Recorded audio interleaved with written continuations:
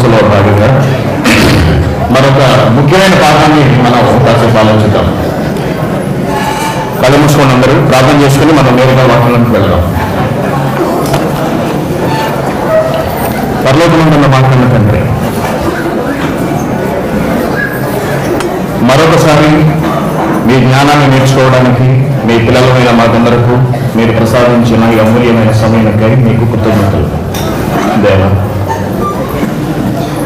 గొప్ప జ్ఞాన సంగతిని ఆయన మీరు మాకు నేర్పించారు. మా బ్రతుకునకు అవసరమయ్యే మరొక మంచి విషయాన్ని మేము మీరు రాయించిన గ్రంథం నుండి నేర్చుకోబోతుండగా వింటున్న మీ పిల్లలందరి మనోవేత్రులను వెలిగించండి. చెబుతున్న నాకును సమయోచితమైన జ్ఞానము నిమ్మని క్రీస్తు పేరిట మీ ప్రార్థన మీకు సమర్పిస్తున్నాం తండ్రి. ఆమేన్. దేవుని పిల్లారా, మీరు ఇన్సూరెన్స్ చేసిన వాళ్ళు ఎంతమంది చేయలేదు? ఓ, చాలా మంది చేస్తారు. చేద్దాం అనుకుంటున్న వాళ్ళు ఎంతమంది? ఏమండి, ఇన్సూరెన్స్ చేద్దాం అనుకుంటున్న వాళ్ళు ఎంతమంది ఉన్నారు? చాలామంది ఉంటారు. మనందరికీ ఇన్సూరెన్స్ అంటే చాలా ఇష్టం, కొందరికి భయం కూడా, చిరాకు. అందరూ ఇష్టపడరు ఇన్సూరెన్స్ని. మరి ఏదో లైఫ్ ఇన్సూరెన్స్ అని, లేకపోతే మామూలు ఇన్సూరెన్స్ అని రకరకాల అంశాలు, ఇన్సూరెన్సులు ఈ లోకంలో ఉన్నప్పుడు దీనిని ఒక దైవ సంబంధమైన విషయముగా చెప్పవలసిన అవసరత ఏర్పడింది. లైఫ్ ఇన్సూరెన్స్ లేదా జీవిత బీమా అనేది, దానికి బైబిల్కు సంబంధం ఏమిటి అసలు? ఎందుకు పాఠ్యాంశంగా మనం దీన్ని చేర్చి చెప్పుకోవాల్సి వస్తుంది? ఆలోచిద్దాం మనం. దీనికి బైబిల్కు ఏమైనా సంబంధం ఉన్నదా? ఇన్సూరెన్స్ అనగానే తెలుగులో బీమా అంటారు. వినండి అమ్మా, మాట్లాడకండి ఇక, వినండి అందరూ. బీమా అంటారు. బీమా బీమా అనగా ఆకస్మికంగా సంభవించు ఆపదలు, సంఘటనల నుండి కానీ ఇతర ప్రమాదాల నుండి కానీ కొంతవరకు ఆర్థికంగా తేరుకొనుటకు ఉపయోగించు న్యాయసమ్మత పూచీదారు విధానము. మళ్ళీ చెప్తున్నాను చూడండి. ఆకస్మికంగా సంభవించు ఆపదల నుండి, సంఘటనల నుండి కొంతవరకు ఆర్థికంగా తేరుకోవడానికి, పూర్తిగా కాదు, కొంతవరకు ఆర్థికంగా తేరుకోవడానికి ఉపయోగించు న్యాయసమ్మతమైన పూచీదారు విధానము అంటారు ఇన్సూరెన్స్ అనగా బీమా. బీమా అనగా భీమా అనగా ఈ రెండిటికి అర్థాలు ఒకటే, గమనించండి. అనేక బీమాలు ఈ రోజున మన నార్మల్ లైఫ్లో అమలులో ఉన్నాయి, మనందరికీ తెలుసు.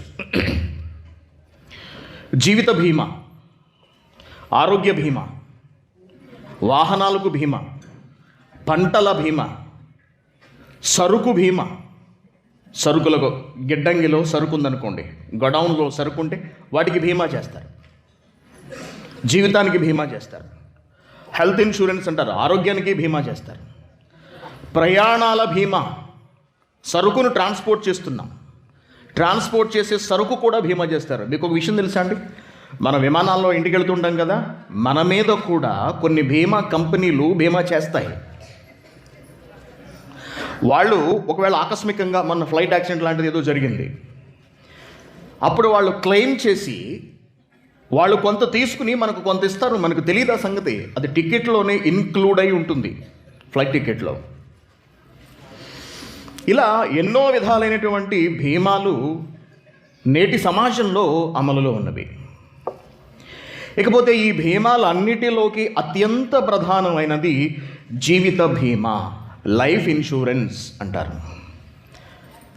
మనకు లైఫ్ ఇన్సూరెన్స్ అనగానే టక్కున గుర్తొచ్చేది ఏదండి?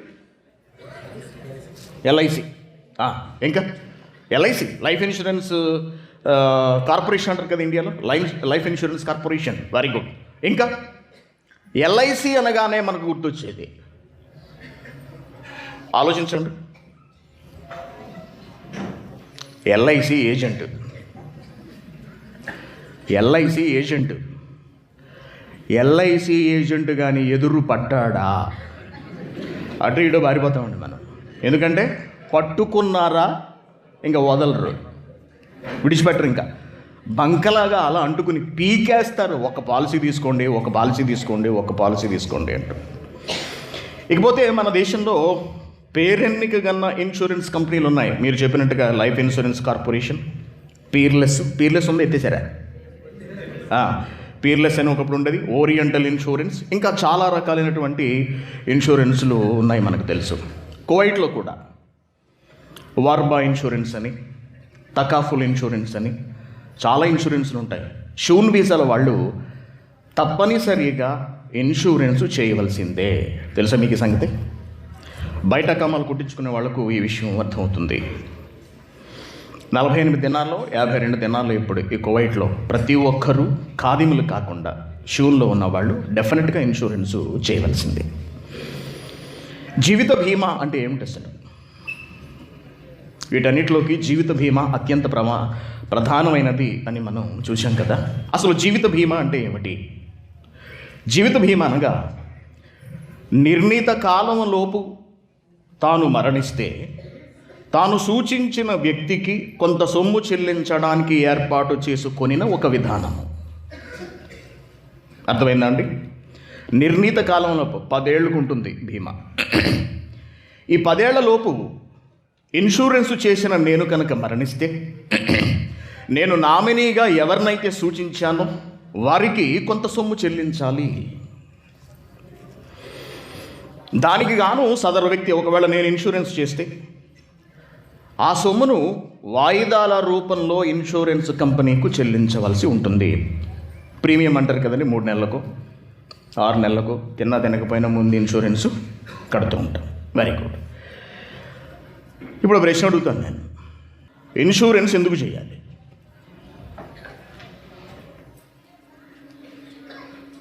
చేసిన వాళ్ళు చెప్పండి, చేతులు ఎత్తారు కదా ఇందాక. ఇన్సూరెన్స్ ఎందుకు చేశారు, ఎందుకు చెయ్యాలి?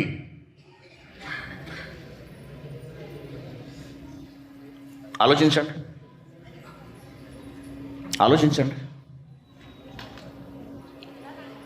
దేవుని పిల్లలారా, ఇన్సూరెన్స్ ఎందుకు చెయ్యాలి అని మనం ఏజెంట్ని అడిగామనుకోండి, ఎంత మాట అన్నారండి.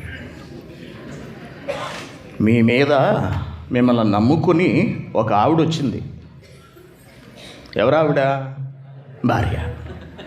కొంతమంది ఆవిడని పెళ్లి చేసుకోవడంలో మీకు కొంతమంది పిల్లలు పుట్టారు. అనకూడదు అంటే నేనేదో అవుతుందని నేను అనట్లేదండి. ఒకవేళ ఏముంది, ఏం చెప్పగలం? ఏదన్నా జరగచ్చు. ఇవాళ రోజులు బాగలేదు అసలే. రేపు ఏదన్నా జరిగింది అనుకోండి, మీకు అంటే జరుగుతుంది అన్నది నా ఉద్దేశం కాదు. ఒకవేళ ఏదన్నా జరిగిందనుకోండి, మీ వాళ్ళందరూ ఏమైపోతారు? మిమ్మల్ని నమ్ముకున్న మీ భార్య, మీ గర్భాన పుట్టిన మీ పిల్లలు రోడ్డున పడిపోతారు కదండి. రోడ్డున పడిపోతారు. వాళ్ళకి ఎవరు భరోసా? మీరా చచ్చిపోయారు, మీ దారి మీరు చూసుకున్నారు. పిల్లలు ఏమైపోవాలి? అనాథలుగా మిగిలిపోవాలి. వాళ్ళ చదువుల మధ్యలో ఆగిపోతాయి. నీ భార్య ఎలా కాలం వెళ్ళదీస్తుంది? ఆమె చదువులేదు, బయటికి వెళ్ళి పని చేసుకోలేదు. ఇటువంటి పరిస్థితుల్లో మీ కుటుంబం అల్లకల్లోలం అయిపోతుంది, మీరు కనుక ఏమన్నా అయితే. కాబట్టి నా మాట విని ఒక్క పాలసీ చేయండి. మనం అందరం ఇలా ఆలోచించే మన కుటుంబం ఏమైపోతుందన్న బాధతోనే ఇన్సూరెన్స్ చేశాం. ఇన్సూరెన్స్ గురించిన ఇంటర్వ్యూలో ఇన్సూరెన్స్ ఆ మేనేజర్ ఆయన ఎలా మాట్లాడుతున్నాడో ఒకసారి చూడండి. అసలు ఇన్సూరెన్స్ ఎందుకు చేయాలి? మనకు 99% తప్పులు మనం తెలియక చేయమమ్మా, తెలిసే చేస్తాం. కానీ అవసరాలను బట్టి. ఇప్పుడు ఇన్సూరెన్స్ అవసరం అని మనకు తెలుసు, కానీ ఎంతమంది చేస్తున్నారు? చేయరు. ఎందుకంటే అది డిలేలో ఉంది కదా. కానీ ఒకటి గుర్తుపెట్టుకోండి, నేను సిన్సియర్గా ఉంటానన్న మాట ఇవ్వగలను, ప్రేమగా ఉంటానన్న మాట ఇవ్వగలను, కానీ రేపు బతుకుంటానన్న మాట ఇవ్వగలనా? నో. కానీ ఫైనాన్షియల్ సెక్యూరిటీ ఇవ్వగలనన్న మాట ఇవ్వగలను. ఇన్సూరెన్స్ ఒకవేళ ఉన్నా లేకున్నా అది నాకు, నా కుటుంబానికి మంచిదని. అది నేను 2 రోజులు ఊరు వెళ్తే మా ఇంట్లో 2,000 ఇచ్చి వెళ్తా, 10 రోజులు ఊరు వెళ్తే 7,000 ఇచ్చి వెళ్తా, 4 రోజులు ఊరు వెళ్తే 20,000 ఇచ్చి వెళ్తా. పర్మనెంట్గా పోతే ఎంత ఇచ్చిపోవాలి? అదే ఇన్సూరెన్స్. ది గ్రేట్ లైన్ అనుకోవచ్చు సార్ ఇది నిజానికి. ఎందుకంటే ప్రేమ అనే దాన్ని ఎక్స్ప్రెస్ చేయడానికి మళ్ళీ డబ్బే కావాలని ఇందాక మాట్లాడుకున్నాము, కానీ దట్ ఈస్ ఈక్వల్ టు అన్నది ఆన్సర్ రాలేదు, ఇప్పుడు వచ్చింది. చూసారు కదా, ఆ ప్రేమని ఇప్పుడు మన తల్లిదండ్రులన్నా ఎవరన్నా, మన తల్లిదండ్రులకి మనమన్నా లేకపోతే కోడళ్ళు కొడుకులు ఎవరు ఉంటారో మన తర్వాత మన ఇంట్లో మన పిల్లలు, వీళ్ళందరికీ మనం ఏ తీరుగా మన ప్రేమను అందించగలుగుతాము అని అంటే ది బెస్ట్ థింగ్ అంటే ఇదే అన్నమాట. మనము ఎప్పుడు పోతామో చెప్పలేము, కానీ మనము ఆదా చేసిన దాంట్లో మనం పాలసీలు తీసుకున్న దాంట్లో, పాలసీ అంటే ఈ పాలసీ ఆ పాలసీ నాకు తెలియదు, నాకు అవన్నీ సంబంధం లేని విషయాలు, కానీ మనము ఏదైతే ఎన్కేసి మన సెక్యూరిటీ కోసం అని ఏదైతే పెట్టుకున్నామో ముందు ముందు, అదే ఆ లాస్ట్ 20 years కోసం, అవి మనం ఉన్నా లేకున్నా అనుభవించకున్నా, అనుభవిస్తే ఓకే హ్యాపీ, మనము హ్యాపీగా ఉన్నట్టే కదా, మనమన్నా సుఖపడ్డాం. లేదు కాదు కూడదు అని అంటే మన నెక్స్ట్ జనరేషన్ అన్నా హ్యాపీగా ఉంటుంది. సో అక్కడ అంతకన్నా మనశ్శాంతి ఉంటుందా ఆ ఆత్మకి, అంతేనా సార్? అంతే అంతే. సో మీరు గుడికి అలవాటు ఉందా మీకు? సార్ తప్పకుండా. గుళ్ళకి వెళ్తే ఎంతసేపు ఉంటారు? కష్టమైన క్వశ్చన్. పావు గంట, అరగంట జనరల్గా. గుళ్ళకి వెళ్ళే ముందు చెప్పులు ఎక్కడ పెడతారు? బయట స్టాండ్లో. స్టాండ్లో ఎంత ఇస్తారు? 5 రూపాయలు.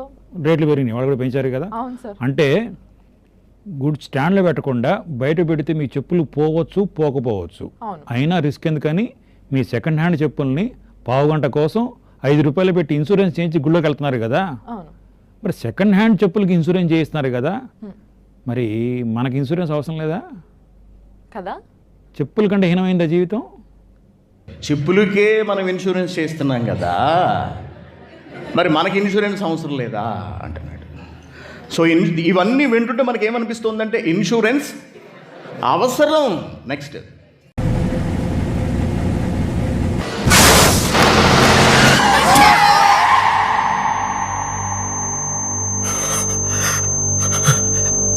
No, God, no, not now.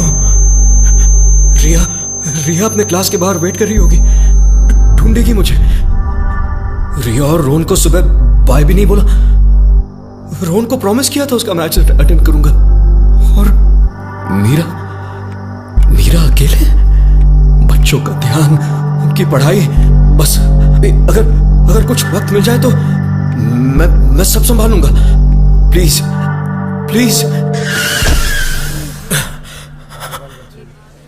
When you go through an emergency, so does your family. Get insured now. Later may be late. అర్థమైందండి? బస్సులో వెళుతున్నాడు, సడన్ బ్రేక్ కొట్టాడు, ఏదో మొత్తానికి యాక్సిడెంటే. క్షణంలో అతనికి వచ్చిన ఆలోచనలు, ఓ గాడ్ అన్నాడు, భగవాన్ ఒక్క ఛాన్స్ ఇవ్వు. చెల్లెలుంది, పెళ్లి కావాల్సిన చెల్లెలుంది, భార్య ఉంది, తను ఒంటరిదైపోతుంది, బిడ్డలున్నారు, వాళ్ళు అనాథలైపోతారు. ఒకసారి నువ్వు నాకు ఛాన్స్ ఇస్తే నేను వీళ్ళందరినీ కూడా నేను సంభాలుతాను, అంటే నేను చూసుకుంటాను కొంతకాలం, ఈ ఒక్కసారికి బ్రతికించు అని ఆ ఒక్క సెకండ్లో అతని మనసులో ఎన్నో ఆలోచనలు. నీకు ఏదన్నా ప్రమాదం సంభవిస్తే మొట్టమొదట నువ్వు ఆలోచించవలసింది ఎవరి గురించి అంటే నీ ఫ్యామిలీ గురించి. వాళ్ళు ఏమైపోతారు, వాళ్ళు రోడ్డున పడిపోతారు. కాబట్టి ఇన్సూరెన్స్ చేయండి. నెక్స్ట్,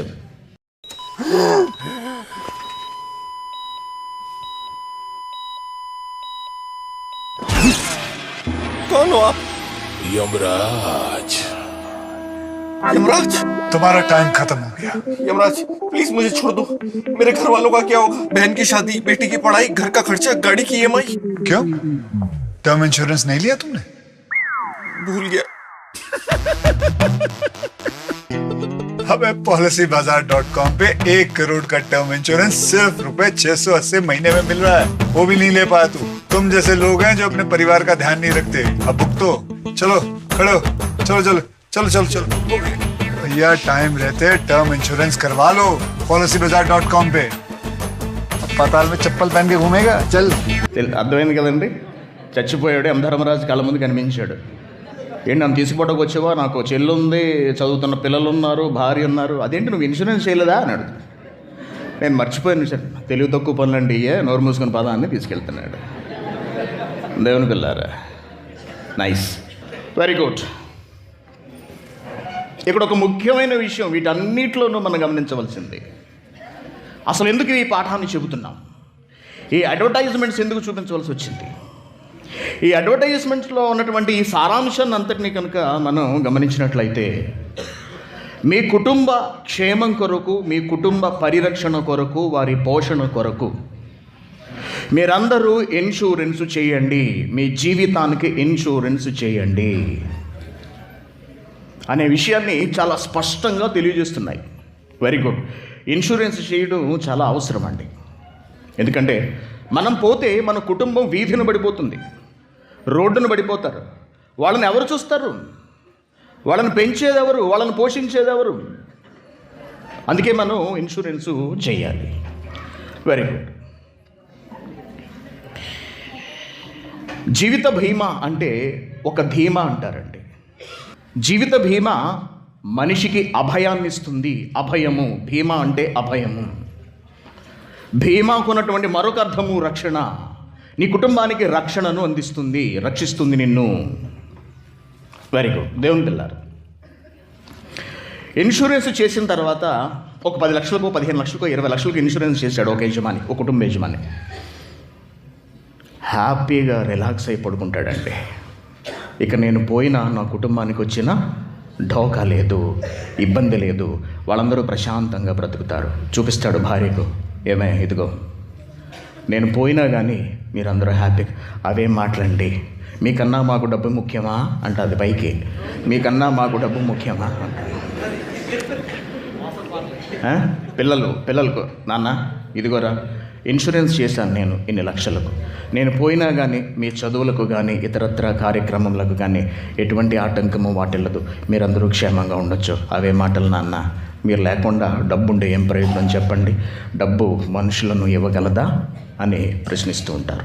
ఇవి రెగ్యులర్గా మన ఇళ్లలో జరిగే సంభాషణలు. Very good. తన కుటుంబం ఏమైపోతుందో, తన బిడ్డలు ఏమైపోతారో, తనను నమ్ముకుని తన మీద ఆధారపడుతున్న వాళ్ళు ఏమైపోతారో అనే బాధతో, చింతతో, బెంగతో, వాళ్ళకి ఏదో ఒక ఆధారం నేను చూపించి వెళ్ళిపోవాలి, వాళ్ళ బ్రతుకు ఒక రక్షణ కల్పించి నేను వెళ్ళిపోవాలి అని ప్రతి తండ్రి ఆలోచిస్తూ ఉంటాడు. దేవుని బిడ్డలారా, ఒక్క విషయం గమనించండి. భీమా, జీవిత భీమా తన జీవితానికి చేశాడు. తను పోతే తన పిల్లలు ఏమైపోతారో, తన కుటుంబం ఏమైపోతుందో అనే ఆలోచనతో జీవిత బీమా చేసిన వాడు పోతే అసలు వీడేమైపోతాడు?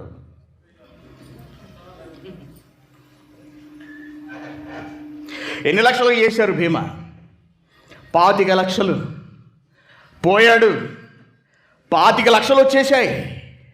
నువ్వు పోయావు, నీ భార్య, నీ పిల్లలు ఎటువంటి జీవితం గడుపుతున్నారో నువ్వు చేసిన ఇన్సూరెన్స్ డబ్బులతో ఆనందకరమైన, సంతోషకరమైనటువంటి జీవితాన్ని గడుపుతున్నారు. నువ్వు పోయినందుకు ఎంతకాలం ఏడిచారు? కొంతకాలమే. మహా అయితే 1 సంవత్సరం ఏడిచాను. 2వ సంవత్సరానికి మర్చిపోతాడు. మళ్ళీ ఎప్పుడు గుర్తొస్తాడు నాన్న ఎప్పుడు గుర్తొస్తాడు? సంవత్సరకానికి గుర్తొచ్చి ఫోటోకి కన్నీటితో ఒక దండేసి, నిజంగా మా వారు చేసిన ఇన్సూరెన్స్ వల్ల ఈ రోజున మేమందరము ఎంతో, ఆయన లేరు అన్న ఒక్క లోటు తప్ప మరే లోటు లేకుండా మేము జీవిస్తున్నామండి. నిజంగా మా వారి ఆత్మ శాంతిస్తుంది మా బ్రతుకులను చూసినప్పుడు. దేవుని పిల్లలారా, ఇన్సూరెన్సులు చేసిన మీరందరూ ఆలోచించండి. ఇన్సూరెన్సులు చేయాలనుకుంటున్న మీరందరూ గమనించండి. మీరు చేస్తున్న ఇన్సూరెన్స్ వల్ల లాభం పొందుతున్నది ఎవరో తెలుసా? అసలు ఇన్సూరెన్స్ చేసేటప్పుడు చేస్తున్న వాళ్ళు ఆలోచించనిది ఎవరి గురించో తెలుసా? తమ గురించి. పోతున్నవాడు ఏమవుతున్నాడు? పోయిన తర్వాత వాడి స్థితి ఏమిటి? అసలు భార్యా బిడ్డలు క్షేమంగానే ఉన్నారు. పోయినవాడు క్షేమంగా ఉన్నాడా? ఏమండి, ఆలోచించారా ఎప్పుడైనా ఎవరైనా? నాన్న, మా క్షేమం కోసం నువ్వు పాలసీ చేశావు. ఏమండి, మా కొరకు, మా కుటుంబం, మా శ్రేయస్సు కొరకు మీరు పాలసీ చేశారు కదా, పోయిన తర్వాత అసలు మీ పరిస్థితి ఏంటండి అని ఎప్పుడైనా భార్యలు భర్తలను అడిగారా అండి? మీ పిల్లలు మిమ్మల్ని అడిగారా అండి ఇన్సూరెన్స్ చేసిన తర్వాత? నాన్నగారు, ఈ డబ్బుతో మేము బాగానే ఉంటాము, పోయిన తర్వాత మీరేమైపోతారండి, అసలు మీరెక్కడికి పోతారు, మీరు ఎలా బ్రతుకుతారు? దేవుని పిల్లలారా, ఆలోచించండి. ఒక ముఖ్యమైన విషయాన్ని ఆలోచించాలి మనమందరం. బాగా గమనించండి. ఈ రోజున మనుషులందరూ ఇన్సూరెన్స్ చేస్తున్నారు అనగా తమ కుటుంబానికి ఒక భరోసా, ఒక ధీమా కల్పిస్తున్నారు. తమ కుటుంబాన్ని ఒక రక్షణ ఛత్రంలో ఉంచుతున్నారు. ఆర్థికపరమైన రక్షణను, భరోసాను కల్పిస్తున్నారు. సంతోషమే, కథను అనట్లేదు, అవసరమైనదే. అయితే మనిషి అనగానే కేవలము శరీరము మాత్రమే కాదు. మనిషి అనగానే కేవలము శరీరము మాత్రమే కాదు, శరీరాన్ని నడిపించే మరొకటి ఉన్నది, అదే ఆత్మ. మనుషులు కేవలం శరీరం వరకు మాత్రమే ఆలోచించి ఇన్సూరెన్స్ చేసి తన కుటుంబం బాగుంటుందని సంతృప్తి పడిపోతున్నాడే తప్పించి, తనలో ఆత్మ ఉంది, ఆత్మ వెళ్ళిపోతోంది ఎక్కడికో, అక్కడికి వెళ్ళిన తర్వాత నా స్థితిగతులు ఎలా ఉంటాయి అన్నది మాత్రం ఆలోచించలేకపోతున్నాడు. బైబిల్లోనికి వెళదాం ఒకసారి. అసలు దేవుడు ఏమంటున్నాడు వీటి గురించి? ఇన్సూరెన్స్ అనగానే రక్షణ, ఇన్సూరెన్స్ అనగానే ధైర్యము, భీమా, ఒక ధీమా అంటున్నారు. అసలు మనిషి ఇన్సూరెన్స్ చేయించుకోవలసింది దేనికి? ప్రసంగి గ్రంథము 12వ అధ్యాయము 7వ వచనం, మన్నైనది వెనుకటి వలనే మరలా భూమికి చేరును. మన్నైనది మట్టిలోంచి వచ్చినది అనగా శరీరము. ఈ దేహాన్ని దేవుడు మట్టి నుండి తయారు చేశాడు. చావుతో, మరణముతో, వినండి సార్, ఇటువైనా నా సీలింగులు, ఏసీలు, లైట్లు, ప్రొజెక్టర్లు అన్నీ బాగానే ఉంటాయి.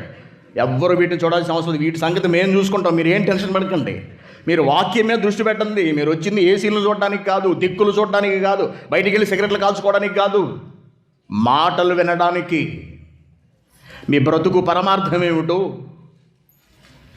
జన్మ ఉద్దేశం ఏమిటో, మరణం తర్వాత ఏమైపోతామో, ఎటువంటి స్థితిగతులు మనకు ఉంటాయో తెలుసుకుని ఇప్పుడే జాగ్రత్త పడకపోతే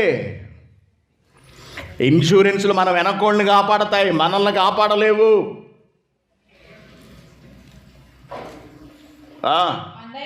మన్నైనది మట్టిలోంచి దేవునిచే తయారు చేయబడిన ఈ మానవ దేహం వెనుకటి వలనే మన మరణముతో తిరిగి మట్టిలోనికి వెళ్ళిపోతుంది. పూడ్చిపెట్టేస్తే, కాల్చేస్తే అగ్నిలో కలిసిపోతుంది, పంచభూతాలలో మిళితమైపోతుంది దేహము. కానీ ఆ దేహాన్ని నడిపించే ఆత్మ, దేహాన్ని నడిపిస్తున్న ఆత్మ, జీవింప చేస్తున్న ఆత్మ, దాని దయచేసిన దేవుని యొద్దకు అంటున్నాడు. దాని దయచేసిన దేవుని యొద్దకు మరల వెళ్ళవలసి ఉన్నది. మట్టి నుంచి వచ్చింది, మట్టిలోనికి వెళ్ళినప్పుడు దేవుని దగ్గర నుంచి వచ్చింది, దేవుని దగ్గరకు వెళ్ళాలి. ఏమిటి దేవుని దగ్గర నుంచి వచ్చిందని చూస్తే ఆత్మ అంటున్నాడు. యోహాను సువార్త 6వ అధ్యాయము 63వ వచనం. యోహాను సువార్త 6వ అధ్యాయము 63వ వచనం. ఆత్మయే నీ దేహాన్ని జీవింప చేస్తోంది. ఆత్మ లేని నాడు శరీరము కేవలము నిష్ప్రయోజనము, ఎందుకు పనికిరానిది. ఆత్మయే జీవింప చేయుచున్నది. ఈ రోజున ఈ శరీరం, నేను మాట్లాడుతున్నానంటే నా చేతులు కదులుతున్నాయంటే, నా నాలుక కదులుతోందంటే, నా దవడ పైకి కిందకి కదులుతోందంటే కారణము లోనున్నటువంటి ఆత్మ కదిలింప చేస్తోంది ఈ దేహాన్ని అంతటినీ కూడా. ఆత్మయే జీవింప చేయుచున్నది. ఈ శరీరము ఎందుకు పనికిరానిది అంటున్నాడు.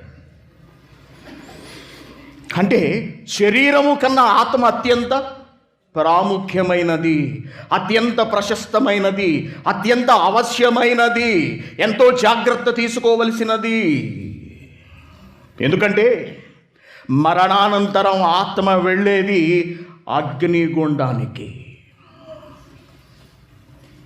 మనిషి ఈ శరీరాన్ని వదిలిన వెంటనే ఆత్మ వెళ్ళి పడిపోయేది పాతాళ లోకములో. మత్తయి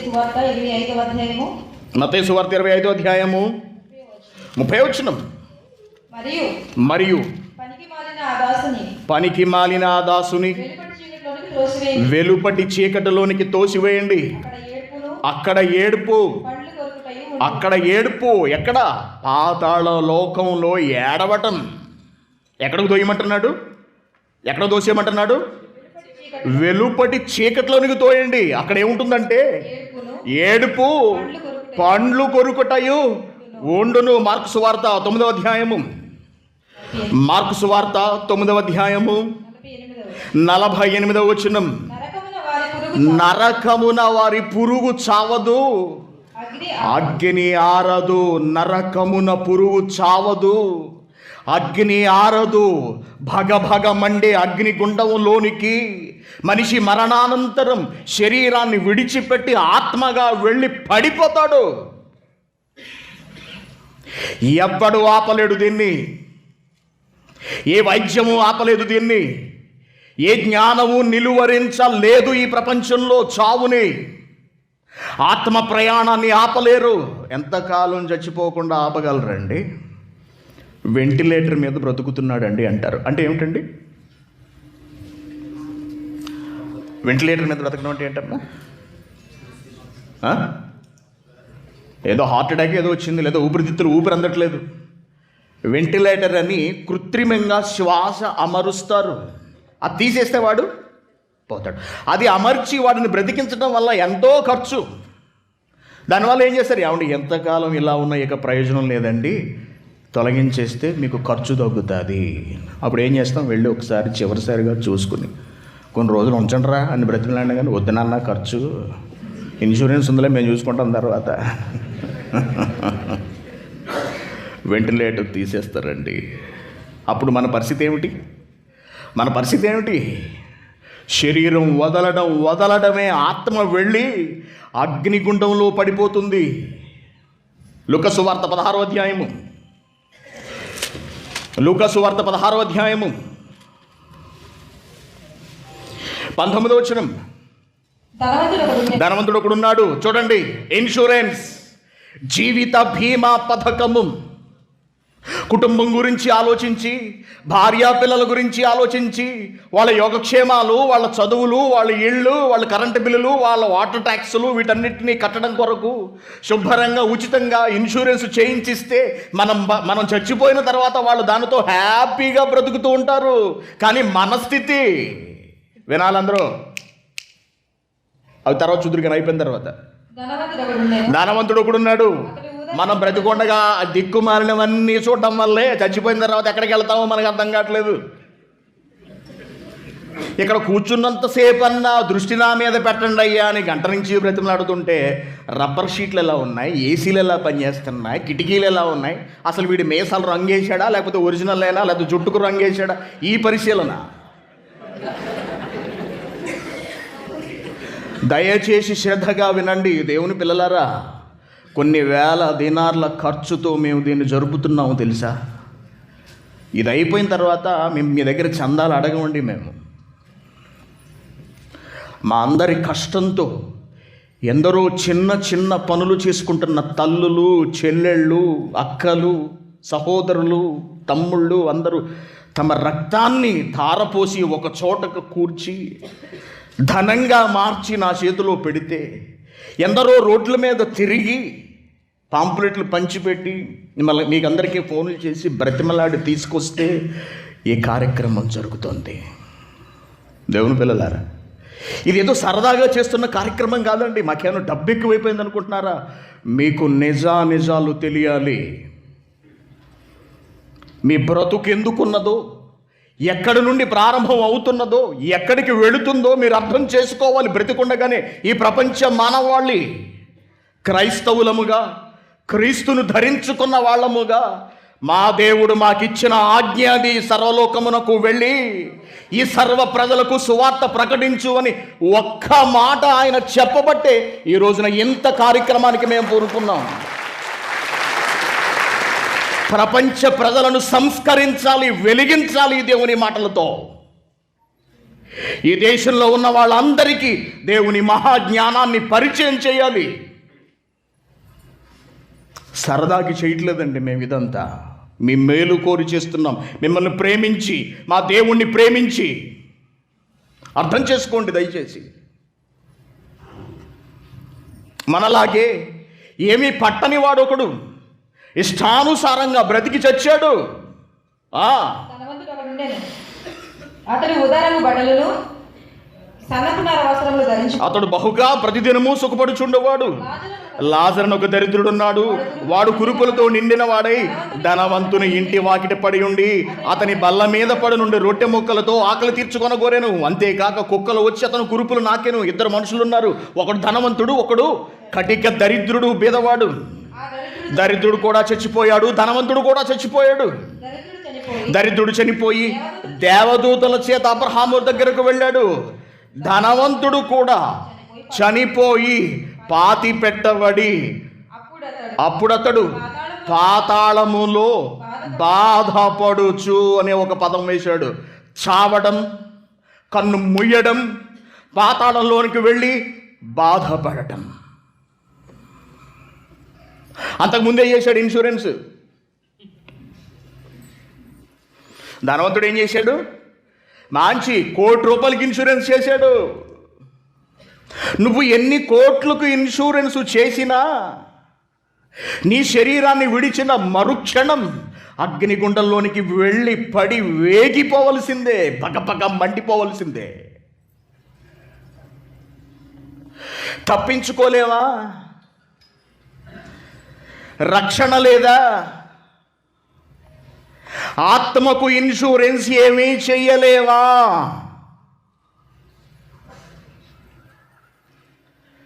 భవిష్యత్తులో ఎదుర్కోబోయే ప్రమాదం నుండి తప్పించుకోవడానికి, కలిగే ఆపదల నుండి తప్పించుకోవడానికి, కుటుంబానికి భరోసా ఇవ్వడానికి జీవిత బీమా అవసరమైతే, ఆత్మను నిత్యాగ్నిగుండం నుండి తప్పించడానికి, శ్రేయస్కరమైన పరిస్థితుల్లోనికి తీసుకువెళ్ళడానికి, ఎల్లప్పుడూ ప్రశాంతమైన జీవితాన్ని జీవించడానికి ఆత్మకు ఇన్సూరెన్స్ ఏమీ లేదా? చేయలేమా? చేయగలం, చేయవచ్చు. కానీ ప్రతి ఒక్కడు శరీరానికి అవసరమైన ఇన్సూరెన్స్ గురించి ఆలోచించారు. కానీ నేను చచ్చిపోతే నా కుటుంబం ఏమైపోతుందో అని ఘోరిస్తున్నామే. కానీ మనమంతా అసలు మనము చస్తే మనమేమవుతాం? దేవుని పిల్లలారా, కన్ను ముయ్యటమే. విమానం కూలిపోయిందండి, 182 మంది గల్లంతు. ఏమైపోయారండి? ఆర్థిక మంత్రిత్వ శాఖలో పనిచేస్తున్న ఎందరో అధికారులు ఉన్నారు, ఉన్నతాధికారులు ఉన్నారు ఆ విమానంలో. ఆగగలిగారా ఏమైనా? ఉన్నతాధికారులు అంటే మన దేశంలో ఉన్న ఐఏఎస్లతో సమానం. ఎంతమంది ఐఏఎస్లు ఉంటే ఏమిటి? విమానం ఆపగలిగారా దాన్ని? ఎంతో అనుభవం ఉన్న పైలట్, ఇండియాకు చెందినవాడు, కంట్రోల్ చేయగలిగాడా? చేయలేకపోయాడు. 183 ప్రాణాలు వెళ్ళిపోయాయి, సముద్ర గర్భంలో మునిగిపోయాయి, వెళ్ళి దేహాలు కనబడకుండా పోయాయి. వాళ్ళ ఆత్మలు ఎక్కడికి వెళ్ళిపోయాయి? ఆలోచించండి. రేపు మనకెటువంటి పరిస్థితి వస్తుందో తెలియదు. అంతే కదండి. రోజులు బాగున్నాయా? బాలేదు. మరి రోజులు బాగున్నప్పుడు ఏం చెయ్యాలి? నువ్వు బయటికి వెళ్తున్నావు, నువ్వు బయటికి వెళ్ళినప్పుడు ఇంట్లో 2,000 ఇచ్చావు, అవునా? 4 రోజులు బయటికి వెళ్తున్నావు, ఇంట్లో 4,000 ఇచ్చావు. నెలలు బయటికి వెళ్తున్నావు, 10,000 ఇచ్చావు, లేదా 30,000 ఇచ్చావు. నువ్వు వెళ్ళిపోతున్నావు. ఏం బయటికి వెళ్తున్నావు? నువ్వు వెళ్ళిపోతున్నావు. నువ్వేం బట్టికి వెళ్తున్నావు? నువ్వేమీ బట్టికి వెళ్ళట్లేదు. నీ ఆత్మకి ఇన్సూరెన్స్ చేయించావా? ఎల్ఐసి ఏజెంట్ ఎవడని ఇంటికి వచ్చాడు అనుకోండి, ఈసారి ఆత్మకి ఇన్సూరెన్స్ ఉన్నదా అని అడగండి. ఇంకా కనపడ్డాడు. ఎక్కడ కనపడితే అక్కడ నా ఆత్మకి ఇన్సూరెన్స్ చేయాలి, నువ్వు చేస్తావా అని అడగండి. ఒక్కటే మాట. ఇంకెప్పుడు వాడు మన ఇంట్లోకి అడుగు పెట్టడు. దేవుని పిల్లలారా, శరీరము గురించి ఆలోచిస్తూ ఉంటే శరీరము కేవలము నిష్ప్రయోజనము. శుక్రకణము ద్వారా తల్లిలోనికి వెళ్ళి శరీరాన్ని తెచ్చుకున్నామని చూశాం కదా. ఈ జీవానికి, ఈ ఆత్మకు మూలం ఎవరని చూశాం మనం?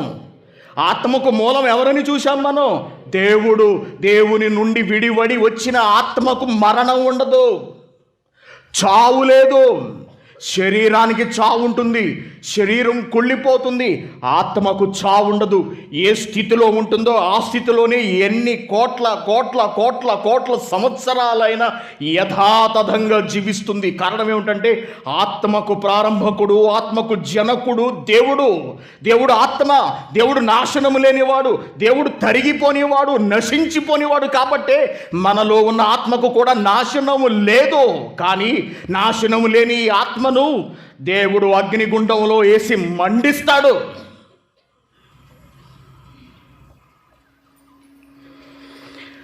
ఆత్మకు ఇన్సూరెన్స్ చేయాలి, పాలసీ తీసుకోవాలండి. ఇప్పుడు చెబుతాను నేను ఈ పాలసీ. ఎవరిని తీసుకుంటారా? ఒక్క పాలసీ మీకోసమేనండి. మీ గురించి చెప్తున్నాను, మీ వెనక వాళ్ళ గురించి కాదు. మీ స్వార్థం మీరు చూసుకోండి. అవునా? శుభ్రంగా ఇన్సూరెన్స్ చేయించాడు. ₹1,00,00,000 ఇన్సూరెన్స్ చేయించాడండి. ఎవరు? భర్త భార్యకి చెప్పాడు. క్లిప్పింగు భార్యకి చెప్పాడు. ఏమే, నీకోసం, నేను పుట్టిందే నీకోసం, నువ్వు పుట్టింది నా కోసం. నేను కానీ పోయిననుకో నువ్వేమైపోతావు? అందుకే నీ భవిష్యత్తు కోసం నేను ఇన్సూరెన్స్ చేయించాను. నేను లేకపోయినా నువ్వు నిర్భయంగా జీవించవచ్చు, దేనికి లోటు ఉండదు. ఆనందంగా, సుఖంగా, సంతోషంగా నీ బ్రతుకు నువ్వు కొనసాగించవచ్చు. Killings first. అప్పుడు భార్య భర్త పట్ల ఎంతో ప్రేమతో, నాకెందుకండి ఆ ఇన్సూరెన్స్ డబ్బులు? ₹2 కోట్ల బీమా చేయించారు. అతన్ని పథకం ప్రకారం హత్య చేశారు. రోడ్డు ప్రమాదంలో చనిపోయాడని చిత్రీకరించేందుకు యత్నించారు. అయితే హతుడి బంధువులు అనుమానం వ్యక్తం చేయడంతో అతను ప్రమాదంలో చనిపోలేదు, హత్యకు గురయ్యాడని పోలీసుల విచారణలో వెల్లడైంది. ఇన్సూరెన్స్ డబ్బు కోసం ప్రియుడితో కలిసి భార్య చేసిన దుర్మార్గం కర్నూలు జిల్లాలో బయటపడింది. ఇన్సూరెన్స్ చేయించారా? భార్యలకు చెప్పకండి, భార్యలకి చెప్పకండి, అయిపోయినట్టే. ఇప్పుడు అట్టు తిరగేశారు, మొత్తం అంతా అట్టు తిరగబడింది. గతంలో భర్తలు భార్యలను చంపేసేవారు. ఇప్పుడు ఎక్కడ చూడండి, భార్య చేతిలో హతమైన భర్త కొట్టి చంపేసింది, రోకలతో కొట్టి చంపేసింది, పెట్రోల్ పోసి తగలబెట్టేసింది. ఎన్ని న్యూస్లు చూస్తున్నావు? జాగ్రత్త భార్యలతోటి. ఇన్సూరెన్స్ లాంటి ఈ సంగతులు అసలు చాలా సీక్రెట్గా ఉంచాలి. మీ మరణం తర్వాతే బయటపడాలి. ఏం చేసిందంట అమ్మగారు? ప్రియుడితో కలిసి భర్తను చంపేసింది. చేయించకపోతే ఒకటంట, చస్తే ఏమైపోతారో అని మనం బీమా చేస్తే మనం చచ్చిపోతాం. దేవుని పిల్లలారా, శరీరం గురించి ఆలోచించకండి, శరీరాల గురించి ఆలోచించకండి, ఆత్మ గురించి ఆలోచించండి. ఆత్మను రక్షించాలి, అగ్నిగుండం నుండి ఆత్మను రక్షించాలి. నువ్వు ఒక్కడివే కాదు, నీ కుటుంబం ఏమైపోతుందో కూడా ఆలోచించాలి. నీ కుటుంబ శరీరాలు, భార్య శరీరము, పిల్లల శరీరాల గురించి కాదు ఆలోచించవలసినది, వాళ్ళ ఆత్మలు ఏమైపోతాయో ఆలోచించాలి. ఆత్మకు బీమా కల్పించాలి, ఇన్సూరెన్స్ చేయాలి. ఆత్మకు ఇన్సూరెన్స్ ఎక్కడ చేయబడుతుంది, ఈ పాలసీ ఎక్కడ దొరుకుతుంది, ఈ విధానాన్ని ఎవరు ప్రారంభించారు అని మనం దేవుడిని అడిగితే ఒక అద్భుతమైన విషయాన్ని దేవుడు బయట పెడుతున్నాడు. యాకోబు పత్రిక 1వ అధ్యాయము బైబిల్ ఉన్న వాళ్ళందరూ చూడండి. యాకోబు పత్రిక 1వ అధ్యాయము 19వ వచనం. నా ప్రియ సహోదరులారా,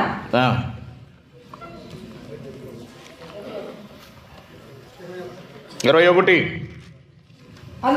అందుచేత సమస్త కల్మషమును విర్రవీగుచున్న దుష్టత్వాన్ని మాని లోపల నాటబడి మీ శరీరమును రక్షించుటకు అన్నాడా?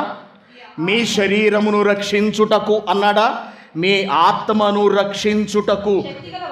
భీమా అంటే ఏమిటి? జీవిత భీమా అంటే ఏమిటి? భీమా అంటే ఏమిటి? భీమా అనగా అభయము, భీమా అనగా రక్షణ, కుటుంబమునకు రక్షణ. దేవుడు కూడా రక్షణను అనుగ్రహిస్తున్నాడు. దేనికట? ఆత్మను రక్షించగలిగే పాలసీను, ఆత్మను రక్షించగలిగే పాలసీను దేవుడు తయారు చేశాడండి. దేవుని పిల్లలారా, మనకు ఈ జీవితమే శాశ్వతం కాదు. మన మరణంతో మనకు మరొక జీవితం ప్రారంభం కాబోతోంది. ఇది తాత్కాలికం అండి. ఇది 70-80 మహా అయితే. అధిక బలం ఉన్న ఎడల 80, బాగా శక్తివంతులైతే 80. ఈ మధ్య ఎంతకాలానికి పోతున్నారు? 50, 60కే ముగిసిపోతుంది అంతా. కాబట్టి ఈ జీవితం కాదు శాశ్వతం. దేవుని ఆత్మ జీవితం గురించి మాట్లాడుతున్నాడు ఇక్కడ. మన శరీరంలోకి రాకముందు ఆత్మ కోటాను కోట్ల సంవత్సరాల జీవిత కాలాన్ని కలిగి ఉంది. జస్ట్ శరీరంలో 70-80. దీని అనంతరం మళ్ళీ మరణానంతరం ఆత్మ అంతము లేని కోటాను కోట్ల సంవత్సరాలు జీవిస్తుంది. అది అసలు సిసలైన జీవితం. ఆ జీవితం అగ్నితో ముడిపడి ఉంటుందా? అగ్నిగుండంలో కాలిపోతుందా? ఆ జీవితం దేవుని దగ్గర శాశ్వతంగా సుఖంగా బ్రతుకుతుందా? ఆత్మ జీవితం గురించి మాట్లాడుతున్నాడు. ఆత్మకు చేయవలసిన బీమా గురించి మాట్లాడుతున్నాడు. Life insurance. ఈ లైఫ్ కాదు, భూమి మీద ఉన్నటువంటి లైఫ్ కాదు, మరణానంతర జీవితము, మరణానంతర ఆత్మ జీవిత బీమా గురించి, రక్షణ గురించి దేవుడు ఏం మాట్లాడుతున్నాడంటే, మీ ఆత్మలను రక్షించుటకు శక్తి కలిగినది వాక్యము. వాక్యం అంటున్నాడు. వాక్యం నిన్ను కాపాడేది ఒక్క వాక్యమే. వాక్యం అంటే ఏమిటి? వాక్యం అంటే ఏమిటి? వాక్యము చూద్దాం. యోహాను సువార్త 17వ అధ్యాయము 4వ వచనం. త్వరగా యోహాను సువార్త 4వ అధ్యాయము 17వ అధ్యాయం 4వ వచనం. 17వ అధ్యాయం 17వ వచనం. సత్యమందు వారిని ప్రతిష్ఠ చేయము, నీ వాక్యమే సత్యము అంటున్నాడు. నీ వాక్యము సత్యము అంటున్నాడు. సత్యము అంటే ఏమిటో కాదండి. సత్యము అనే పదమునకు క్రీస్తు అని అర్థం. యేసుక్రీస్తు. క్రీస్తు నిన్ను రక్షించగలడు. దేవుని మాట అయిన క్రీస్తు, యేసుక్రీస్తు దేవుని నుండి ఉద్భవించిన ఒక మహాశక్తి, దేవుని కుమారుడు. ప్రపంచ ప్రజలను పాపముల నుండి పరిహరించి, వారిని వారి దోషాల నుండి విడిపించి, తత్ఫలితంగా కలిగే భయంకరమైన అగ్నిగుండపు బాధ నుండి, నరకం నుండి తప్పించి శాశ్వతమైన ప్రశాంతమైన స్థితిలోనికి తీసుకువెళ్ళగలిగే ఒకే ఒక్క ఏజెంటు, దేవుని ఏజెంటు యేసుక్రీస్తు. నీ మెదడు తినడు, నీ బుర్ర తినడు, ఒక్క పాలసీ తీసుకోమని నిన్ను బ్రతిమలాడడు. నీ కొరకు ఎదురు చూస్తున్నాడు, నువ్వు వచ్చి పాలసీ తీసుకుంటావేమో అని. వాక్యముగా, మాటలుగా బ్రతుకును మార్చగలిగే, బ్రతుకును ఆలోచింప చేయగలిగే, ఆత్మను ఆలోచింప చేయగలిగే, ఆత్మను శ్రేయస్కర పరిస్థితులలో ఉంచగలిగే మాటలుగా బైబిల్ రూపంలో మనతోనే ఆయన ఉన్నాడండి. మీ చేతుల్లో ఉన్నది ఎవరనుకుంటున్నారు? సాక్షాత్తు వాక్యము అనగా క్రీస్తు, అనగా జ్ఞానము. మీ ఆత్మలను రక్షించడానికి మీరు ఎప్పుడు వస్తారా అని ఎదురు చూస్తున్నాడండి. ఎవడు తన ఆత్మను కాపాడుకుంటాడు అగ్నిగుండం నుండి? ఎలా కాపాడుకోవాలండి? ఎలా అందిస్తున్నాడు, ఎలా తయారు చేశాడు ఈ పాలసీను? దేవుడు రూపించిన ఈ పాలసీ అసలు ఎలా ఉంటుంది, మనం దాన్ని ఎలా తీసుకోవాలి, ఆ పాలసీలో ఏవే ఉన్నాయి, ఎలా మన ఆత్మ శ్రేయస్కర స్థితిలోనికి వెళ్ళిపోతుంది అని మనం ఆలోచిస్తే ఒక మంచి మాట చెబుతున్నారు యేసుక్రీస్తు గారు. చూడండి, మార్కు సువార్త 16వ అధ్యాయము 16వ వచనమా. నమ్మి బాప్తిస్మము పొందినవాడు. నమ్మి ఏమి నమ్మాలి? ఏమి నమ్మాలి చెప్పండి? ఏమి నమ్మాలి?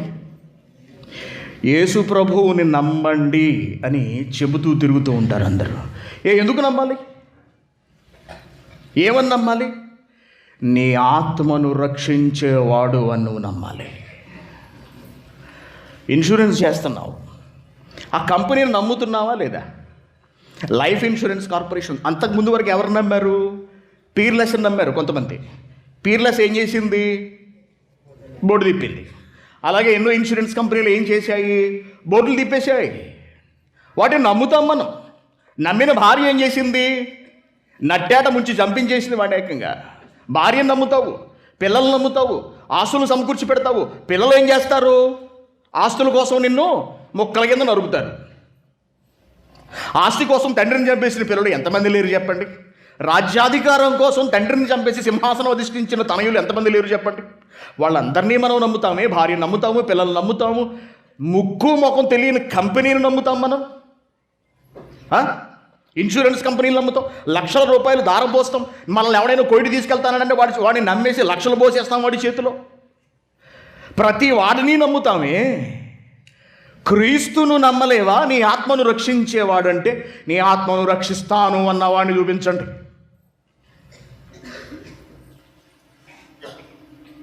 నేను దీవిస్తాను, నీకు డబ్బులు ఇస్తాను, నీకు ఆస్తిపాస్తులు ఇస్తాను, నీకు ఆయుష్ ఇస్తాను, ఇవన్నీ మనం వింటున్నాం.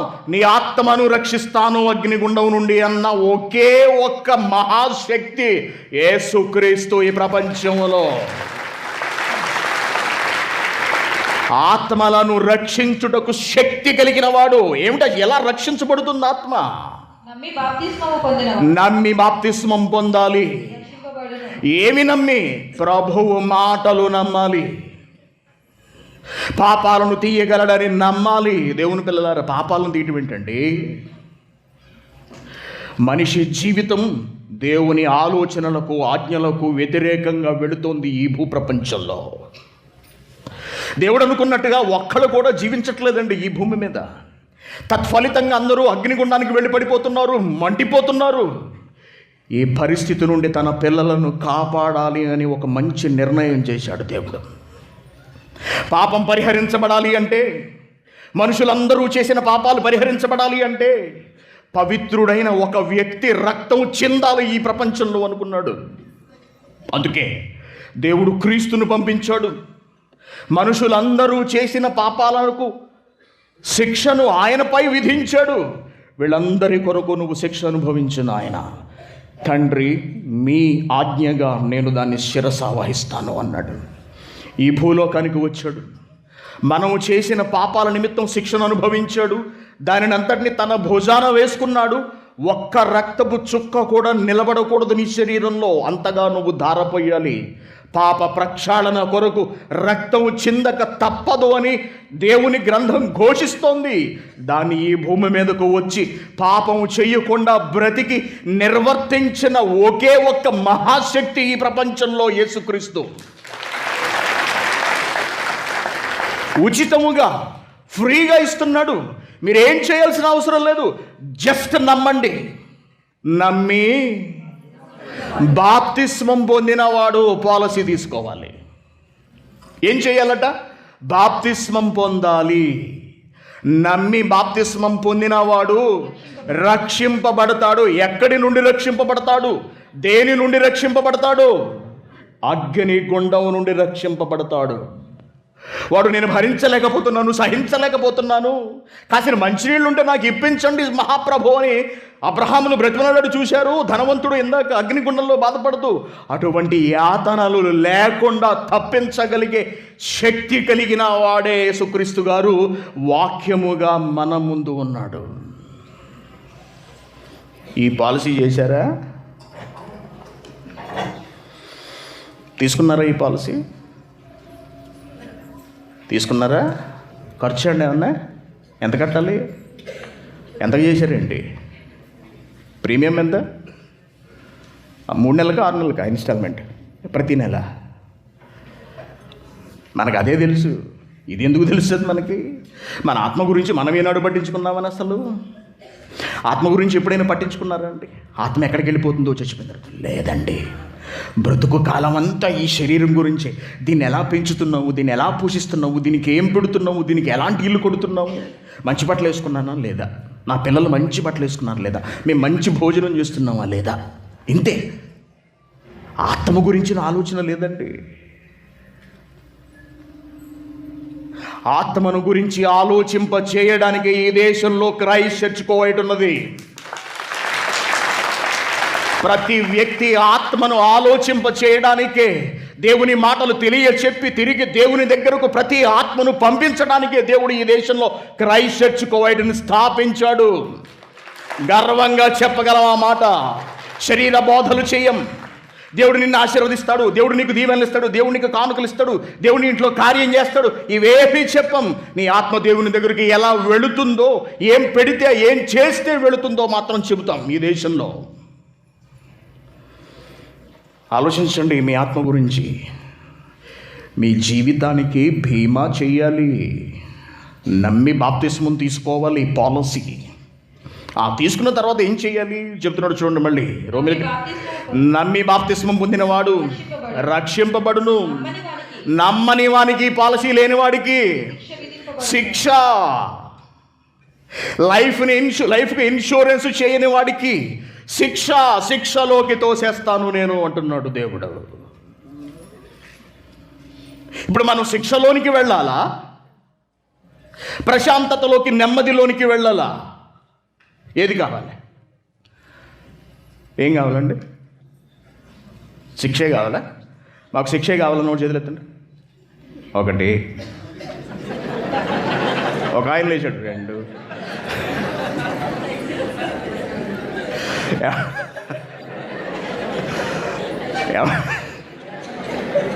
సంపత్ నీకు కావాలా? ఏమండి, శిక్ష ఎవరికి కావాలండి? మహానుభావుడు దేవుని కుమారుడే ఈ లోకానికి అరుదించి మనకు పడవలసిన శిక్షను ఆయన భరించి ఉచితంగా మనకు ప్రశాంతతను అనుగ్రహిస్తానంటే పాలసీ తీసుకోకపోవడానికి మనకేమన్నా రోగమా?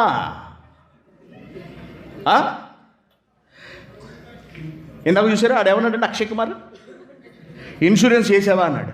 నేను చేయలేదు. నీకు అసలు బుద్ధి ఉందా? సింపుల్గా నువ్వు ఇంటర్నెట్లో కొడితే నీకు పాలసీ అయిపోను కదరా, నీ వెనక వాళ్ళందరూ బాగానే ఉండరు కదరా, నీకేమన్నా దొమ్మ అన్నాడు.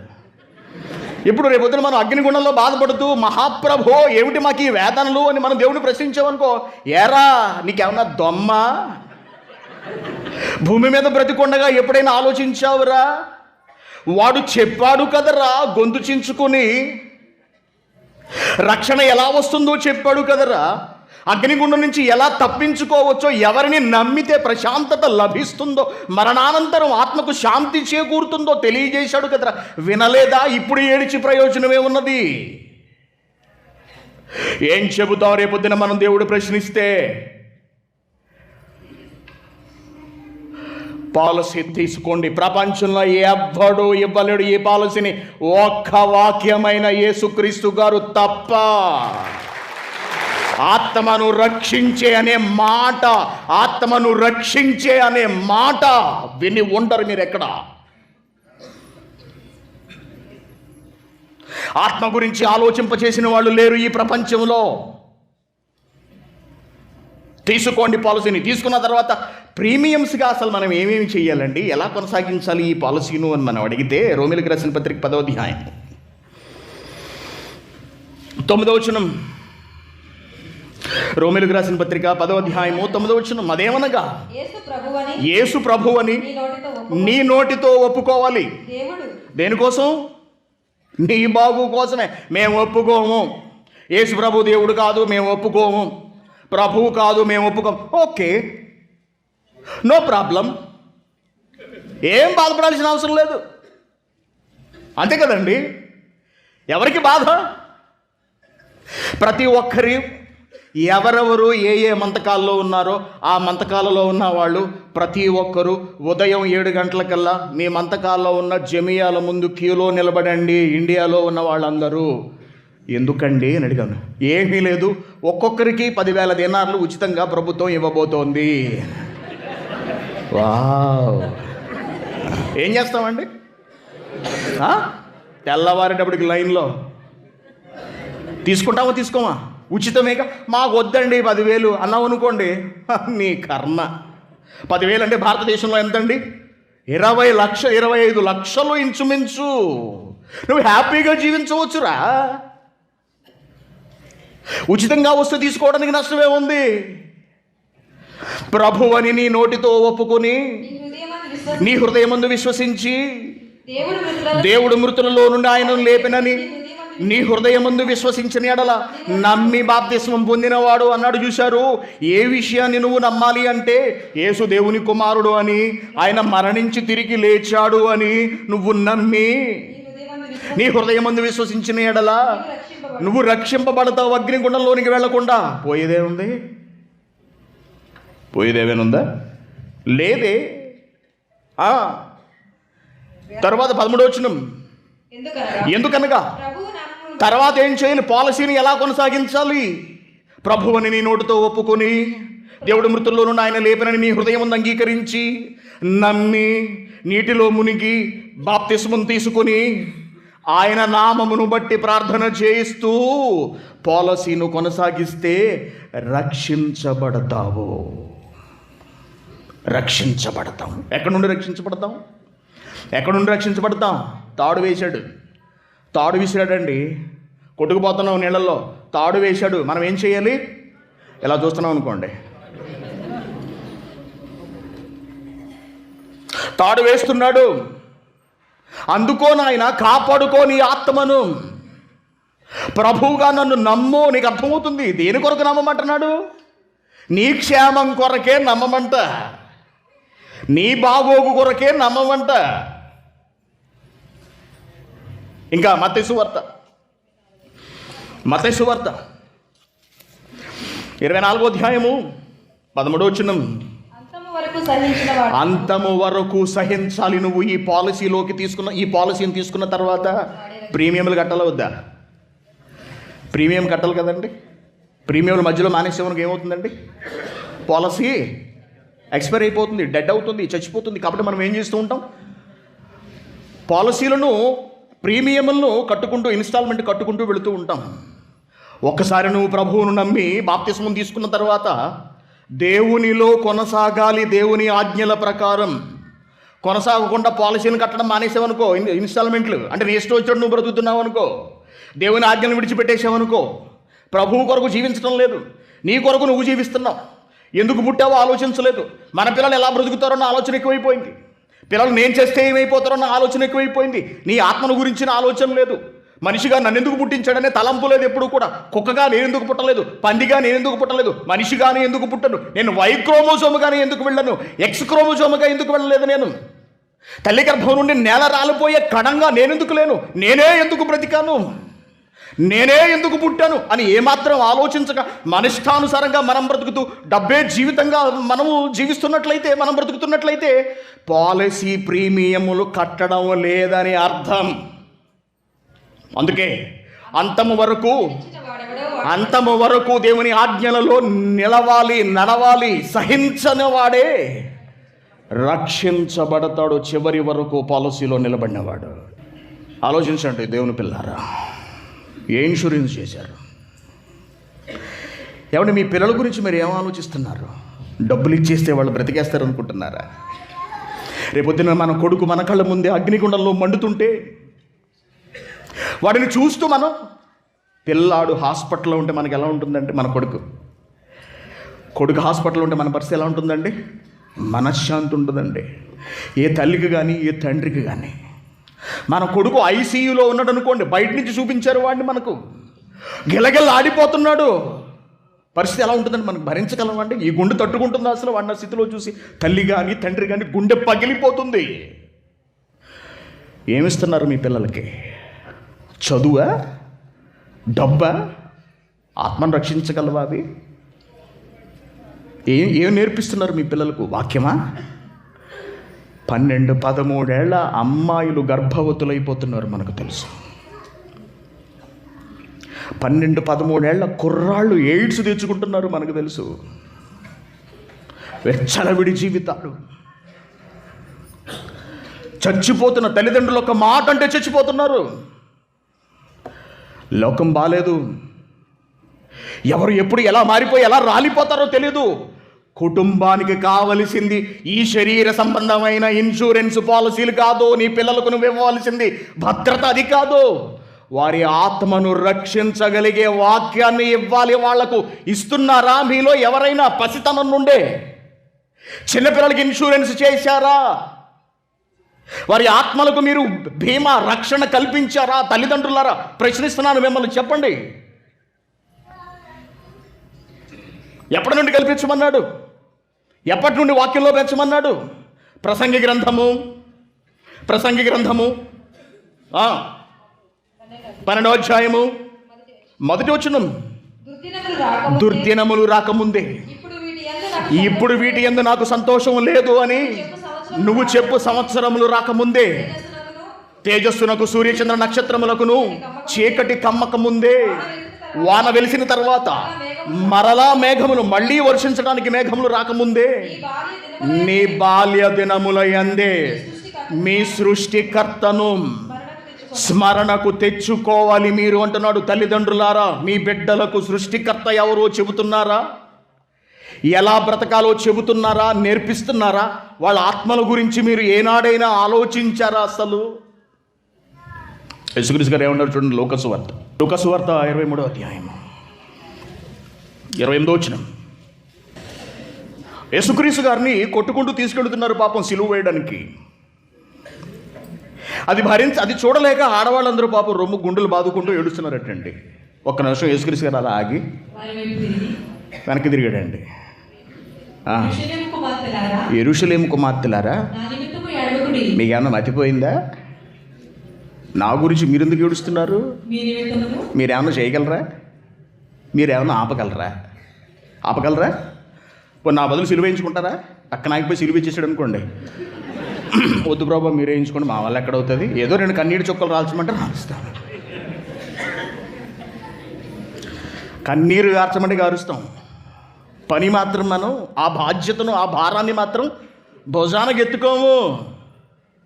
యెరూషలేము కుమార్తెలారా, నా నిమిత్తం ఏడవకండి, మీ నిమిత్తం, నీ కోసం నువ్వేడు, మీ పిల్లల నిమిత్తము ఏడు, మీ పిల్లల గురించి నువ్వు ఆలోచించు అన్నాడు. ఏం ఆలోచిస్తున్నారు మీ పిల్లల గురించి? ఏమి చదివిద్దామనా? ఇంజనీరింగ్ చేయించేద్దామనా? మెడిసిన్ చదివించేద్దామనా?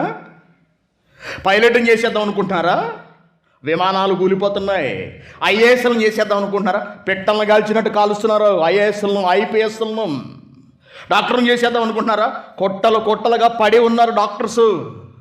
దేవుని పిల్లలారా, మీ పిల్లలు ఏమైపోతారు భవిష్యత్తులో? వారి ఆత్మల గురించి ఆలోచించండి. నా కొడుకు పెద్ద ఉద్యోగం చేసి పెద్ద కంపెనీలో పెద్ద ముదీరుగా, డైరెక్టర్గా నెలకు 5-6 లక్షలు సంపాదించాను అనుకుంటున్నారా? వాడి ఆత్మ అగ్నిగుండానికి వెళ్ళిపోతే వాడు అగ్నిగుండంలో మిమ్మల్ని చూడటం తెరుస్తాడు. నాయనా నోరు, రే నువ్వు కదరా చేసావు నా బతుకిలాగా. ఓసే అమ్మా, ఎవరిని? ఓసే అమ్మా, నువ్వు కదే నా బతుకుని సర్వనాశనం చేసి ఈ రోజున అగ్నిగుండంలో ఇలా మండిపోవడానికి కారుకురాలు అవుతున్నావు. ఎప్పుడైనా దేవుడి గురించి చెప్పావటే? ఎప్పుడైనా దేవుడి గురించి చెప్పావురా నాన్న? ఎప్పుడైనా దేవుడి గురించి చెప్పావా? ఏం చెబుతారు తల్లిదండ్రులారా? దేవుడు తన పిల్లలను మీ గర్భాల ద్వారా పుట్టిస్తున్నాడు. పుడుతున్న పిల్లలు మన పిల్లలు కాదు. మన పిల్లలు కాదు. తెలుసా మీకు ఈ సంగతి? దేవుని పిల్లలు మీ గర్భాల ద్వారా ఎందుకు పుట్టిస్తున్నాడో తెలుసా? నువ్వు ఇంజనీరింగ్ చదివించి వాడిని పెద్ద సంపాదన పరుణం చేసి అగ్నిగుండంలోనికి తోసేస్తావని కాదమ్మా, కాదయ్యా. ఆ దేవుని కొరకు పెంచుతావని. ఎక్కడి నుండి వచ్చాడో అక్కడికి తిరిగి నీ కొడుకును పంపిస్తావని. భూమి మీద యోగ్యుడిగా, దేవుని జ్ఞానాన్ని అర్థం చేసుకున్నవాడిగా, దేవుని మనసును ఆకలింపు చేసుకున్నవాడిగా, దేవుని గుండెల్లోని బాధను అర్థం చేసుకుని ఆ బాధను తీర్చడానికి సమాజంలోనికి వెళ్ళి దివ్యమైన దేవుని జ్ఞానాన్ని ప్రకటించే వీరుడిగా నీ కొడుకుని నిలబెడతావు, నీ కూతుర్ని నిలబెడతావని దేవుడు నీ గర్భవాసం నుండి పిల్లలను పంపిస్తుంటే ఎవరి కొరకు పెంచుతున్నారు?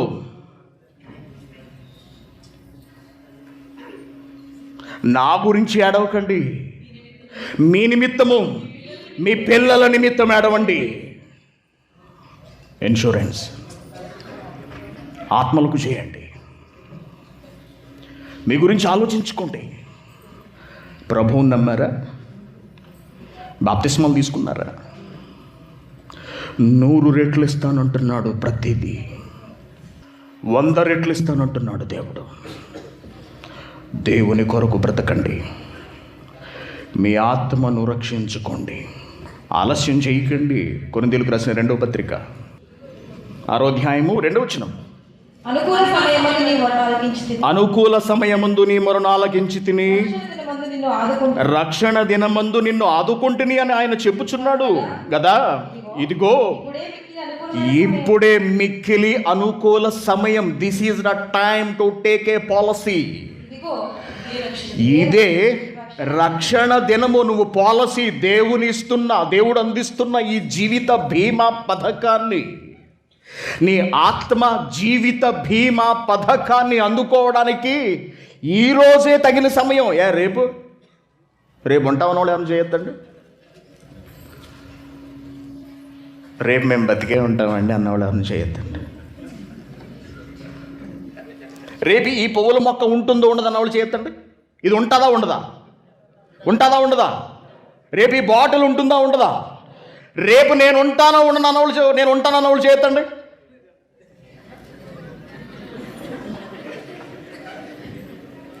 ఒకరిద్దరు. రేపు నేను బ్రతికుంటాను గ్యారంటీ లేదండి. నమ్మకం లేదు మనకు. మనం బ్రతికుంటామో ఉండమో తెలియదు. మీ జీవం ఏ పాటిది? యాకోబు పత్రిక 4వ అధ్యాయము 14వ వచనం. యాకోబు పత్రిక 4వ అధ్యాయము 14వ వచనం. రేపేమి సంభవిస్తుందో మీకు తెలుస్తుందా? ఎవరికైనా తెలుసా అండి? ఇక్కడ తెలీదు. రేపేం జరుగుతుందో తెలియదనే కదా ఇన్సూరెన్స్ చేస్తుంటా. మనం పోతే మన వెనకోళ్ళు ఏమైపోతారో అని మన బెంగ, కానీ మనం ఏమైపోతామో అని ఏనాడు ఆలోచించుకోలేదండి. రేపేమి సంభవించునో మీకు తెలియదు కాబట్టి అసలు మీ జీవం ఏపాటిది? మన బ్రతుకెంతండి? మీరు కొంతసేపే కనపడతాం. ఇప్పుడే కదండి నాతో ఫోన్లో మాట్లాడాడు, ఇప్పుడే వీడియో కాల్ చేశాడండి, ఇప్పుడే నన్ను దింపెళ్ళాడండి. అలా ఇప్పుడే మేమిద్దరం కలిసి భోజనం చేసామండి. మీరు కొంతసేపు కనపడి అంతలో మాయం, ఇంతలోనే పోయాడండి. అంత మాయలా కలగా ఉందండి అంతాను అంటూ ఉంటాం మనం. ఆత్మ ఎగిరిపోతుంది ఏ క్షణాన్నో తెలియదు. అందుకే ఇప్పుడే మీరు ఈ పాలసీని తీసుకోవాలి. ఆత్మ జీవిత బీమా పథకం ఇప్పుడే. ఇదే మిక్కిలి అనుకూల సమయం. నీ చెవులలో వాక్యం పడింది. ఇప్పుడు విషయం ఏంటో మీకు అర్థమైంది. ఆలోచించవలసింది శరీరం గురించి కాదు, పాలసీ చేయవలసింది శరీరానికి కాదు, రక్షించుకోవాల్సింది శరీరాన్ని కాదు, శరీరాన్ని నడిపిస్తున్న ఆత్మను కాపాడుకోవాలి మనం అగ్నికుండం నుండి. అందుకే ఎఫెసీయులకు రాసిన పత్రికలో చెబుతున్నాడు చూడండి, 5వ అధ్యాయము, ఎఫెసీయులకు రాసిన పత్రిక 5వ అధ్యాయము 14వ వచనం, 15వ వచనం. రోజులు అస్సలు బాలేదు కాబట్టి మన వరదలు, కువైట్లో వరదలు ఏంటండి? చొక్క నీరు లేక అల్లాడిపోయే ఈ దేశంలో వరదలు ఏమిటండి? కొట్టుకుపోయారు అందరూ, చూశారు కదా, పెద్ద పెద్ద కార్లు వెళ్ళిపోయినాయి. ఇంకొంచెం ఏమంటే 1 గంట 2 గంటల వర్షానికి అసలు మన ఇండియాలో ఎలా ఉంటుందండి? రోజులు తరబడి కొడుతుంది వర్షం ఇక్కడ. అటువంటిది కొన్ని గంటల వర్షానికి అతలాకుతలం అయిపోయింది కువైట్ అంతా. రోడ్లు మొత్తం కొట్టుకుపోయాయి ఎక్కడికక్కడ. కొంచెం పెద్ద వర్షం వచ్చి ఉంటే మన బిల్డింగ్లన్నీ దేని మీద ఉన్నాయో తెలుసా? అమ్మా ఇసుక మీద కట్టాము, కిందన్న ఇసుక కోసుకెళ్ళిపోయింది అనుకోండి, బిల్డింగ్ మొత్తం ఎక్కడికి వెళ్ళిపోతుంది? నీళ్లల్లో మునిగిపోతుంది. మనమందరం ఏమైపోతాం? రోజులు బాలేదు కాబట్టి మీరు ఇక రోజులను వృధా చేయక, సమయమును పోనీయక సద్వినియోగం చేసుకొనొచ్చు. అజ్ఞానుల వలె కాక రేపు చూద్దాం, ఎల్లుండి చూద్దాం, అదంతా ఎవడు చూసి వచ్చాడండి, యేసుప్రభుని నమ్ముకుంటే పరలోకం వెళతాం, ఇదంతా ఎందుకు వచ్చిన కర్మ అండి? ఏదో మాకున్న డబ్బులతో కాస్త ఇన్సూరెన్స్ పాలసీ చేసుకుంటే పోనీ మేము చచ్చిపోకపోయినా ఆ డబ్బులు వచ్చేస్తాయి కదా అని ఒక కక్కుర్తి మళ్ళీ మనకే. ఎంత చెప్పినా శరీరం గురించే ఏడుపు. సద్వినియోగం చేసుకొనొచ్చు. అజ్ఞానుల వలె కాక జ్ఞానుల వలె నడుచుకోండి. ఆత్మను గురించి ఆలోచించిన వాడే ఆత్మజ్ఞాని. మీరు మీ ఆత్మ గురించి ఆలోచిస్తున్నారా? శరీరం గురించి ఆలోచించుకుంటున్నారా? నిష్ప్రయోజనమైన శరీరం గురించి మీరు ఆలోచించకండి. శాశ్వతమైన జీవం కలిగి ఎల్లప్పుడూ దేవుని దగ్గర వసించే ఆత్మ గురించి ఆలోచించండి. మీ ఆత్మను కాపాడుకోండి. క్రీస్తు ద్వారా మీ ఆత్మను రక్షించుకోండి. క్రీస్తు ఒక్కడే మార్గము ఈ ప్రపంచానికి. అందుకే ఆయన ఏమంటున్నాడంటే యోహాను సువార్త 14వ అధ్యాయము, యోహాను సువార్త 14వ అధ్యాయము 6వ వచనం, యేసు అంటున్నారు, నేనే మార్గం, నేనే సత్యం, నేనే అంటున్నాడు. చూసారా అండి? నేను అనటం లేదు, నేనే అంటే వన్ అండ్ ఓన్లీ. ప్రపంచంలో ఏకైక ఆత్మను రక్షించే శక్తి కలిగిన ఏకైక మహాశక్తి యేసుక్రీస్తు. అందుకే నేనే ఎంత ధైర్యంగా నేనే మార్గము దేవుని దగ్గరికి, నేనే సత్యం, నేనే జీవము. సత్యం అనగా వాక్యము. ఆత్మను రక్షించేది సత్యము, ఆత్మను రక్షించేది వాక్యము. నా ద్వారా తప్ప మేము తీసుకోం పాలసీ, మీ ఇష్టం. మేము నమ్మం ప్రభువును, మీ ఇష్టం, నో ప్రాబ్లం. కానీ నా ద్వారా తప్ప ఎవ్వడును మోక్షమునకు, తండ్రి యొద్దకు రాలేడు. అందుకే దినములు చెడ్డవి కనుక సద్వినియోగం, అజ్ఞానుల వలె కాక సద్వినియోగం చేసుకొనొచ్చు. దుర్వినియోగపరచక అజ్ఞానుల వలె కాక జ్ఞానుల వలె ప్రవర్తించి నేడే అనుకూల సమయమని మీ ఆత్మకు క్రీస్తు ద్వారా బీమా చేయించుకోండి. జీవిత బీమా పథకము మీ ఇష్టం.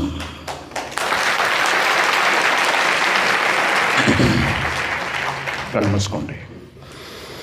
పరలోకమందున్న మా తండ్రి, మీ జ్ఞానాన్ని చూస్తున్నాం. మీ పిల్లలకు ఏది వాస్తవమో, ఏది అవసరమో, దేనికి ఇన్సూరెన్స్ చేయాలో తెలియజేశాను. ఏది రక్షింపబడవలసినదో వివరించాను. ఆలోచించగలిగే శక్తిని వారికి ప్రసాదించండి. మరొక మంచి అంశాన్ని మేము మాట్లాడుకోబోతుండగా తగిన జ్ఞానమును మాకు అనుగ్రహించమని క్రీస్తు పేరిట ఈ ప్రార్థన మీకు సమర్పిస్తున్నాం తండ్రి.